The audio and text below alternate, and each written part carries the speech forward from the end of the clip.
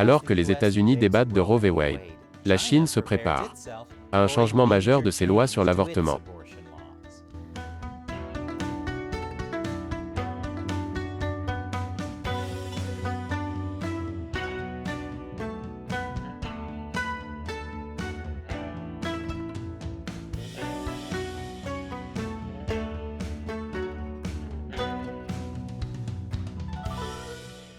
Bienvenue à Chine non censurée, je suis Chris Chappell.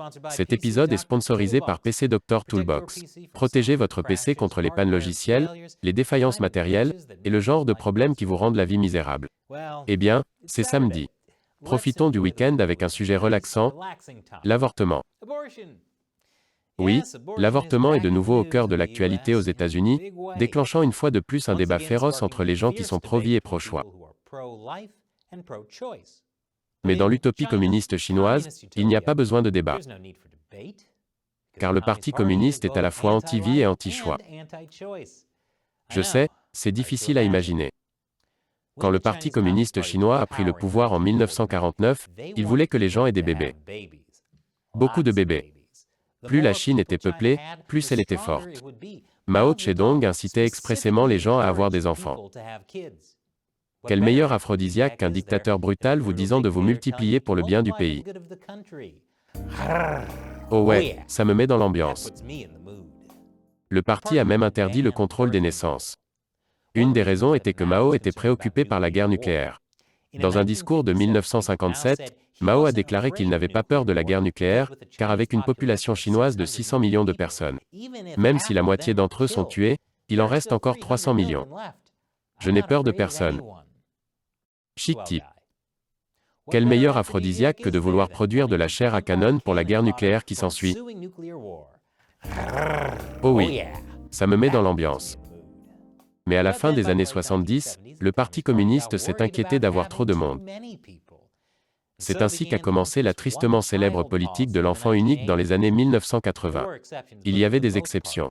Mais la plupart du temps, les citoyens chinois n'avaient le droit d'avoir qu'un seul enfant. Mais comment faire respecter cela? Eh bien, en surveillant les cycles menstruels des femmes.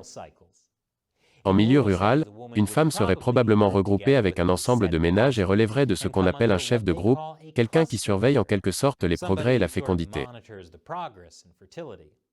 Dans les villes, votre cycle menstruel était suivi par votre unité de travail. Et comme tout le monde travaillait pour l'État, le Parti communiste connaissait votre cycle menstruel. Il n'y a sûrement aucun moyen d'abuser de ce système. Maintenant, pour rendre le tout plus agréable et bureaucratique, vous deviez demander un permis de naissance pour avoir un enfant. C'était en fait un moyen pour les gouvernements locaux de gagner de l'argent. Et que se passait-il après la naissance de votre premier enfant? Un contrôle des naissances imposé par l'État. Les femmes se faisaient insérer un stérilet dans leur utérus. Maintenant vous pourriez demander, et si une femme refusait? Et je répondrais, vous pensez que c'est un système où les gens ont le choix? Anti-vie, anti-choix. Vous souvenez-vous? C'est en gros l'hymne du PCC. Mais voici le problème, la Chine utilisait des anneaux d'acier comme stérilets, en raison de leur faible coût. Mais ils avaient un taux d'échec élevé. Beaucoup de femmes retombaient enceintes de toute façon, même avec le stérilet. Si une femme réussissait à tomber enceinte d'un deuxième enfant, elle et sa famille se voyaient infliger d'énormes amendes. Encore une fois, un moyen pour les gouvernements locaux de gagner de l'argent. Ensuite, la femme est généralement obligée de se faire avorter, même à un stade avancé de la grossesse. En 2012, les photos de cette femme, Feng Dianmei, sont devenues virales après que des fonctionnaires l'ont forcée à avorter alors qu'elle était enceinte de 7 mois. L'une des photos virales montrait le corps mort de son bébé, que je vous épargne. Après tout, nous sommes samedi. Une réalisatrice de documentaire s'est rendue en Chine pour interroger des sages-femmes sur leur expérience de l'application de la politique de l'enfant unique. Elle a demandé à l'une d'elles si elle se souvenait du nombre de bébés qu'elle avait mis au monde.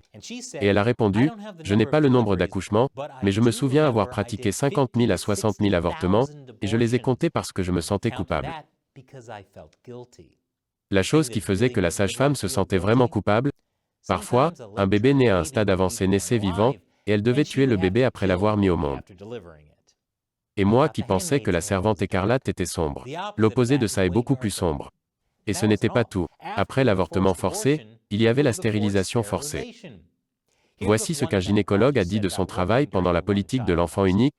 Vers 1984, le Parti communiste de mon comté sévissait contre les femmes qui n'avaient pas subi de ligature des trompes. Les femmes sont venues en nombre à l'hôpital. Je ne faisais que des ligatures de trompe, l'une après l'autre, de 8 heures du matin à 6 heures du soir, pendant environ 2 mois. Évidemment, face à l'avortement ou à la stérilisation forcée, certaines femmes ont choisi de se cacher. Dans ce cas, les autorités détruisaient les maisons et arrêtaient les membres de la famille jusqu'à ce que les femmes se manifestent. Je ne sais pas pourquoi ils se sont donné tant de mal pour contrôler leur population. Pensez juste à toute cette chair à canon supplémentaire pour l'annihilation nucléaire. Et si, par miracle, la femme parvenait à accoucher, cet enfant serait techniquement illégal. Il ne recevrait aucun document d'identification ou de résidence. Il ne pouvait pas aller à l'école publique, ne pouvait pas trouver un emploi normal, ne pouvait même pas aller chez le médecin car le système de santé chinois est géré par le gouvernement. On estime à 6,5 millions le nombre de Chinois sans papier se trouvant exactement dans cette situation. Grâce à la politique de l'enfant unique, le Parti communiste chinois se vante d'avoir empêché 400 millions de naissances. Oui, la peste bubonique a également empêché de nombreuses naissances, mais il n'y a pas vraiment de quoi se vanter. Outre tous les problèmes liés à une société où les gens suivent les règles des femmes, et où les femmes sont forcées d'avorter et de se faire stériliser, un autre problème est l'avortement sélectif selon le sexe. Les gens avaient tendance à préférer les garçons, pour des raisons culturelles. Ce qui signifie que les filles étaient souvent avortées. À tel point qu'aujourd'hui, selon même les médias d'État chinois, il y a 30 millions d'hommes de plus que de femmes en Chine. Imaginez tous les problèmes qui en découlent. Mais l'un des problèmes dont le Parti communiste chinois se soucie réellement est la crise démographique. Le taux de natalité de la Chine est maintenant à son plus bas niveau depuis 61 ans. Je suis surpris que des années à espionner les règles des femmes et à les forcer à avorter et à se faire stériliser, aient rendu les gens moins désireux d'avoir des enfants. On pourrait penser que c'est l'aphrodisiaque ultime. La Chine sera bientôt une nation de personnes âgées. Pas bon pour l'économie. Et vous savez à quel point les communistes se soucient de l'économie. La solution ? Continuer à être anti-vie et anti-choix, mais d'une manière différente et horrible. Plus d'informations après cette courte pause commerciale. Bienvenue à nouveau. Après que le Parti communiste a poussé les gens à avoir des tonnes de bébés, il y a eu une crise démographique. Puis, après que le Parti communiste a poussé les gens à avorter et à se faire stériliser, il y a eu une autre crise démographique. De toute évidence, la solution actuelle consiste à pousser les gens à avoir de nouveau des bébés. Cela n'entraînera sûrement pas de crise démographique. Et cela conduira éventuellement à des avortements et des stérilisations, et à une autre crise démographique. Mec, regarder l'histoire se dérouler n'est pas amusant quand ce ne sont que des rediffusions. Au cours des dernières années, la politique de l'enfant unique est devenue une politique de 2, puis de 3 enfants. Avec même des incitations en espèces et en congés payés, parce que le parti ne permet pas seulement aux gens d'avoir plus de bébés. Ils veulent désespérément que les gens aient plus de bébés. Le problème maintenant est que beaucoup de gens n'en veulent même pas. Je ne peux pas imaginer pourquoi, cependant, chaque fois que je suis sur un vol de nuit, et qu'un bébé derrière moi donne des coups de pied dans mon siège et crie pendant 4 heures d'affilée, je me dis, il faut que je m'en trouve un. Les responsables du parti préviennent que se marier et avoir des enfants n'est plus une priorité pour les jeunes générations, et que les coûts associés à la naissance d'un seul enfant sont suffisamment importants pour déterminer si les parents décident d'en avoir d'autres. Au fait, pour les minorités ethniques comme les Ouïghours, les avortements et stérilisations forcées sont toujours d'actualité. Le PCC est tellement raciste qu'il ne considère même pas certains groupes ethniques comme suffisamment bons pour servir de chair à canon nucléaire. Alors, combien de temps encore avant que la politique des 3 enfants devienne une politique obligatoire des 3 enfants ? Je ne veux même pas imaginer comment cela sera appliqué. Déjà, de hauts fonctionnaires chinois parlent de travailler pour atteindre un niveau de fertilité approprié. Les organes de propagande parlent d'avoir des enfants pour le pays. Et vous savez comment les officiels espionnaient les menstruations des femmes ? Eh bien, pourquoi ne pas les impliquer dans la recherche de partenaires, aussi ? Un site de rencontre du PCC, c'est peut-être la chose la plus horrifiante dont j'ai parlé dans cet épisode. Et ce n'est pas peu dire. Certains proposent que le gouvernement crée un environnement propice à l'appariement et encourage les femmes âgées de 21 à 29 ans à donner naissance pendant cette période optimale de reproduction. Et maintenant, après des décennies à forcer des millions d'avortements, le parti restreint soudainement les avortements à des fins non médicales. Ce n'est pas parce que le parti a fait une terrible erreur auparavant, non. C'est pour promouvoir l'égalité des sexes. D'une certaine manière. C'est comme dire que vous n'avez mangé que la dernière part de pizza en signe de solidarité avec la communauté transgenre.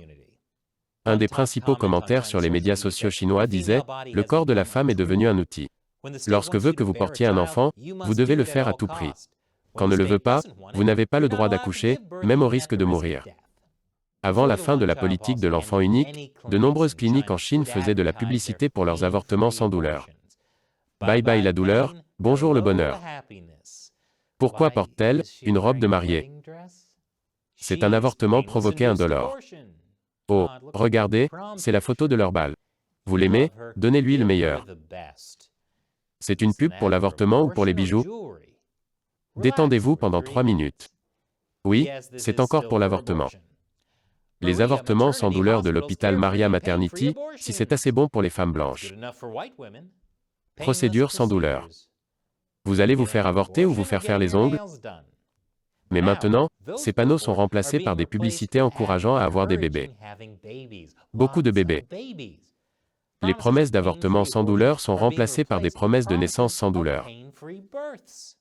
Ma campagne de pression préférée pour inciter les femmes à avoir beaucoup d'enfants est la campagne des femmes restantes. En gros, on dit aux femmes que si elles ne se marient pas avant l'âge de 27 ans, personne ne voudra d'elles, comme de vieux restes. La campagne des femmes restantes est en fait menée par l'organisation féministe du Parti communiste chinois. Je n'invente rien, mais ne vous inquiétez pas. Je suis sûr que si cette campagne visant à inciter les gens à avoir plus de bébés est couronnée de succès, ce ne sera qu'une question de temps avant que le parti ne panique et ne crée une nouvelle politique pour contrôler davantage le nombre de bébés que chaque personne est censée avoir. Qu'est-ce qui pourrait mal tourner? Cet épisode est sponsorisé par PC Doctor Toolbox. Il existe de nombreuses raisons pour lesquelles votre ordinateur tombe en panne, comme des logiciels bogués, des défaillances matérielles et des ralentissements généraux sur les ordinateurs plus anciens. Et le pire, c'est que votre ordinateur semble toujours tomber en panne au pire moment, par exemple lorsque vous êtes sur le point de faire une présentation ou lorsque vous êtes en déplacement, et qu'il n'y a pas d'informaticien pour vous aider. Heureusement, il y a PC Doctor Toolbox. Si vous vous préoccupez de la santé de votre ordinateur et que vous souhaitez disposer d'outils pour prévenir les problèmes système intempestifs, vous devriez utiliser PC Doctor Toolbox. Arrêtez les pannes avant qu'elles ne se produisent. Et nous avons une réduction spéciale de 50% réservée aux téléspectateurs de Chine non censurés. Utilisez le lien et le code de réduction ci-dessous pour profiter de cette offre limitée dans le temps. Je suis Chris Chappell, merci de regarder Chine non censurée.